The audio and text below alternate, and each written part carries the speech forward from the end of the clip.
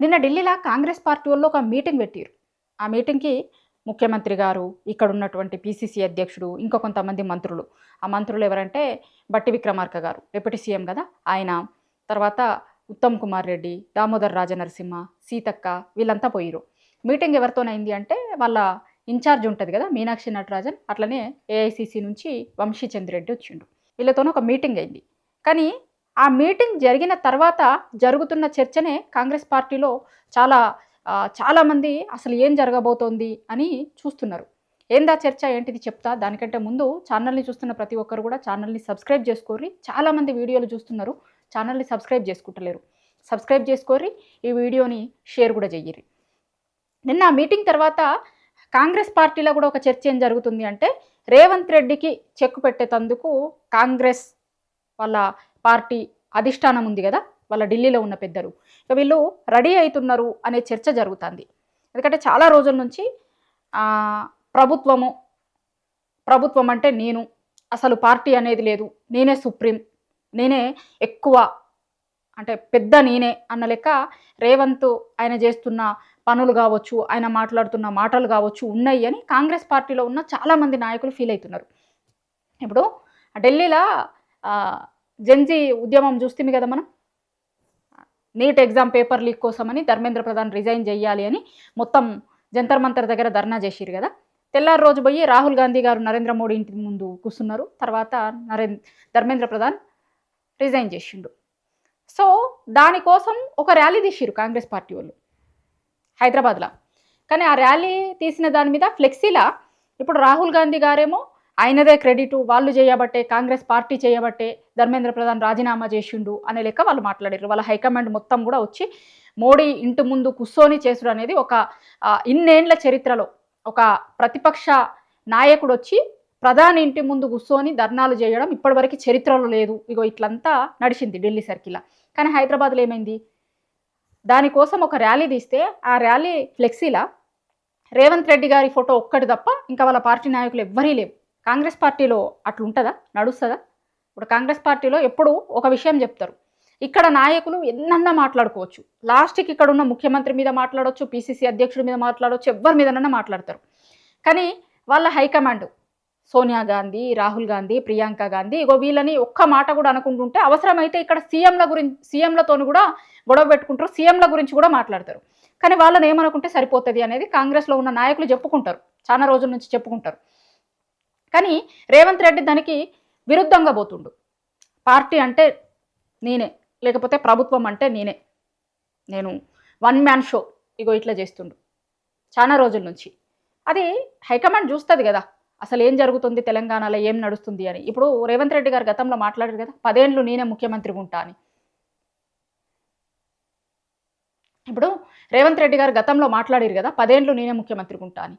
అది కూడా నిజానికి వాళ్ళ హైకమాండ్కి పోతుంది, వాళ్ళ దృష్టికి పోతుంది. ఎందుకంటే ఇక్కడ నుంచి చాలా మంది పంపిస్తారు కదా రిపోర్ట్లు. నిన్నగాక మొన్న జగ్గారెడ్డి కూడా మాట్లాడింది కదా, నేను ఏదన్నా ఉంటే డైరెక్ట్ రాహుల్ గాంధీ గారికే చెప్తా అని. సో అట్లా వాళ్ళ దగ్గరికి పోతాయి కదా. నిజానికి కాంగ్రెస్ పార్టీలో వీళ్ళు అనుకుంటే సీఎంలు గారు, వాళ్ళ హైకమాండ్ ఎవరు అనుకుంటే వాళ్ళు అవుతారు. గతంలో అయితే తెలంగాణ ఉద్యమం జరుగుతున్న టైంలో ఒక ముఖ్యమంత్రి హోదాలో ఢిల్లీకి పోయిండు, తిరిగి వచ్చేసరికి ఆయన ముఖ్యమంత్రిగా లేడు. వాళ్ళ హైకమాండ్ అనుకుంటే చేస్తుంది అట్లా, ముఖ్యమంత్రుల్ని చేస్తుంది, ముఖ్యమంత్రులను దించేస్తుంది. హైకమాండ్ డెసిషన్ వాళ్ళ దగ్గర. కానీ ఈయన మాత్రం 10 ఏళ్ళు నేనే సీఎం ఉంటా అన్నాడు. ఎట్లయితుంది అది? నిజానికి వాళ్ళ హైకమాండ్ నిర్ణయాలను ధిక్కరించుడు కాదా? అంటే ఒక రకంగా నన్నే సీఎం గుంచూరి లేకపోతే అని ఒక అల్టిమేటం ఏమన్నా వాళ్ళకి ఇచ్చిన లెక్కన చూస్తురు వాళ్ళు. చాలా రోజుల నుంచి అసలు ఏం జరుగుతుంది, ఏంది కథ, తెలంగాణలో ఏం జరుగుతుంది అంతా చూస్తురు.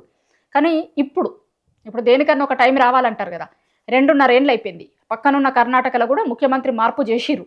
ఇక్కడ కూడా ఎక్కువ చేస్తే మేము ఏమన్నా చేసేటందుకు రెడీ అనే సంకేతాలని నిన్న ఢిల్లీ పర్యటనలో ముఖ్యమంత్రికి ఇచ్చిర్రు అనే చర్చ జరుగుతుంది. ఇప్పుడు ముఖ్యమంత్రి గారి పనితీరు కూడా ఎట్లుందంటే, మంచి జరిగితేనేమో నాది, నేనే చేసిన, మంచి జరగకపోతే మాత్రం అది ప్రభుత్వం దోయను, లేకపోతే ఎవరో ఒక మంత్రి మీదకో అధికారుల మీదకో దోసేసే ప్రయత్నం కూడా జరుగుతుంది. చూసినాం గతంలో చాలా ఎగ్జాంపుల్స్ ఉన్నాయి దానికి కూడా.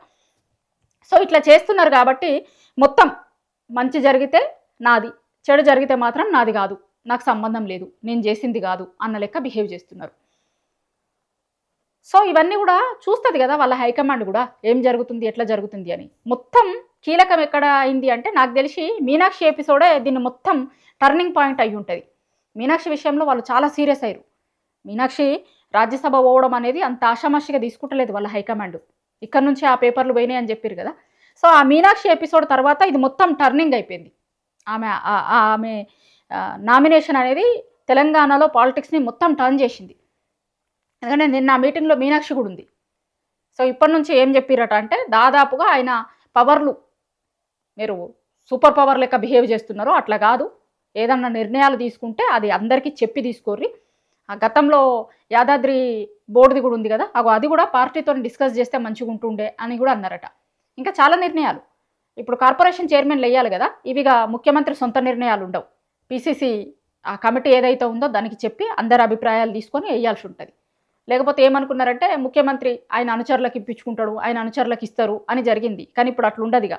ఎందుకంటే మీనాక్షి కూడా వచ్చింది కదా, కాంగ్రెస్ పార్టీలో పనిచేసిన వాళ్ళకి గుర్తింపు ఉంటుంది అని ఆమె మాటిస్తుంది ఒక దిక్కు చాలామందికి. కాబట్టి ఇప్పుడు ఒకవేళ వాళ్ళ మనుషులు ఎవరు, వీళ్ళ మనుషులు ఎవరు అనేది ఆమె కూడా తెలిసి ఉంటుంది. సో అవన్నీ చూసి ఇప్పుడు రేపు పొద్దున వచ్చే పదవులలో వాటిలలో ఆ మార్క్ కనిపిస్తుంది అనేది కాంగ్రెస్లో చర్చ జరుగుతుంది. రేవంత్ రెడ్డి గారికి ఉన్నటువంటి పవర్లని కట్ చేసే ప్రయత్నం ఆయన మీద చాలా హైకమాండ్ గరం అయిందని కూడా తీసుకున్న చాలా నిర్ణయాలు, డే 1 నుంచి ఆయన తీసుకుంటున్న చాలా నిర్ణయాలు దారుణంగా ఉన్నాయి. మొత్తం కాంగ్రెస్ పార్టీకి డ్యామేజ్ చేసే లెక్కనే ఉన్నాయి అవి. కాంగ్రెస్లో ఉన్న వాళ్ళే మాట్లాడతారు కదా చాలామంది, వాళ్ళ పార్టీని మొత్తం ఆగం పట్టించే ప్రయత్నం చేస్తున్నాడు, దీని వెనకాల ఏదో ఉంది అనేది. అంతెందుకు బీజేపీ ఎంపీ ధర్మపురి అరవింద్ మాట్లాడలే ఆయన ఇంకొక సువేందు అధికారి అవుతాడు అని. సో ఇట్లాంటి చర్చలు చాలా రోజుల నుంచి ఉన్నాయి. కానీ టైం ఇప్పుడు వచ్చింది వాళ్ళకి. ఇవన్నీ పోయినటువంటి రిపోర్ట్సు, దీనికి సంబంధించి 2.5 ఏండ్ల నుంచి జరుగుతున్నటువంటి తెలంగాణలో జరుగుతున్నటువంటి పాలన, ఇదంతా ఇక ఒక పాయింట్ వస్తుంది కదా ఎవరికన్నా, ఒక మొత్తం వచ్చి జమైని అది పేలిపోయే టైం వచ్చింది. ఆ పేలిపోయే టైం నిన్న వచ్చింది, ఈ ఢిల్లీ పర్యటనలో వచ్చింది అనేది చాలా క్లారిటీగా కనిపిస్తుంది. ఇంకా మంత్రివర్గ విస్తరణ కావచ్చు, లేకపోతే కార్పొరేషన్ చైర్మన్ల పదవులు కావచ్చు, ఇవన్నిట్లల్లా రేవంత్ రెడ్డి సొంత నిర్ణయాలు దాదాపుగా ఉండవు అనేలాంటి ఇండికేషన్ని నిన్న వాళ్ళ హైకమాండ్ ఇచ్చిందట. మొత్తం నిజానికి రేవంత్ రెడ్డి గారికి ఒక పెద్ద షాకింగ్, అది ఆయనకి పెద్ద షాక్ లాంటిదని చెప్పుకోవచ్చు. ఇక మీరు చేసింది చాలు, ఇన్ని రోజులు చేసింది 3 ఏళ్ళు చేసింది చాలు, తెలంగాణలో చేస్తుంది చాలు, పార్టీని మొత్తం ఆగం చేసింది చాలు. ప్రభుత్వాలు కాదు సుప్రీం, ఇక్కడ పార్టీనే సుప్రీం. కాంగ్రెస్ పార్టీ తెలంగాణలో అధికారంలో ఉంది. పార్టీకి సంబంధించి పార్టీ నాయకులు కార్యకర్తలు వీళ్ళు ఇంపార్టెంట్, పార్టీనే ఇంపార్టెంట్. అది దృష్టిలో పెట్టుకొని మీరు తీసుకునే నిర్ణయాలు ఉండాలి. కానీ పార్టీని మొత్తం బొందబెడతాం, పార్టీని మొత్తం ఆగం చేసేస్తాం, మేము సుప్రీం లెక్క ఎలివేట్ అవుతాము అంటే ఇట్లాంటివి నడవవిగా. ఇప్పటిదాకా చేసినవి చాలు, ఇప్పటి వరకు ఒక లెక్క, ఇప్పటి నుంచి ఒక లెక్క అని నిన్న ఢిల్లీలో వాళ్ళ హైకమాండ్ ఒక క్లారిటీ ఇచ్చినట్లుగా కాంగ్రెస్లో ఒక చర్చ జరుగుతుంది.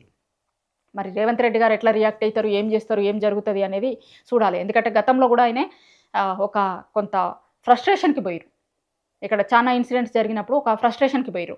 నిజానికి 2-3 రోజుల ముందు కూడా హైడ్రా గురించి మాట్లాడారు ఆయన ఢిల్లీలో ఉన్నప్పుడే. ఇక్కడ హైడ్రా రంగనాథ్ మీద ఒక తీర్పు వచ్చింది, దాని గురించి అడిగితే కూడా ఆయన ఒక ఫ్రస్ట్రేషన్లో మాట్లాడారు, చూసినాం. ఆ ఫ్రస్ట్రేషన్ అంతా ఎందుకు అంటే అక్కడ ఆయనకి అధికారాలు మొత్తం కట్ అవుతున్నాయి కాబట్టి. తెలంగాణలో ఆయన పాలన ఇక చాలు, 3 ఏళ్ళు నీకు ఫ్రీ హ్యాండ్ ఇస్తే ఏం చేసినావు, పార్టీని ఎంత ఆగం చేసినావు అనేది మాకంతా రిపోర్ట్లు ఉన్నాయి, కాబట్టి ఇప్పటి నుంచి మేము చెప్పిన లెక్క నువ్వు నడుచుకో, ఇక నువ్వు నడుచుకునేది చాలు అని క్లారిటీగానే వాళ్ళు చెప్పిర్రు అనేది కాంగ్రెస్లో చర్చ జరుగుతుంది. మొత్తం రేవంత్ రెడ్డి అధికారాలకి కత్తెర వేసే ప్రయత్నం చేసిర్రు అని. ఇది నిజానికి ఒక రకంగా రేవంత్ రెడ్డికి షాకింగ్కి గురి చేసేటువంటి నిర్ణయం అనే చర్చ కాంగ్రెస్ పార్టీలో జరుగుతుంది.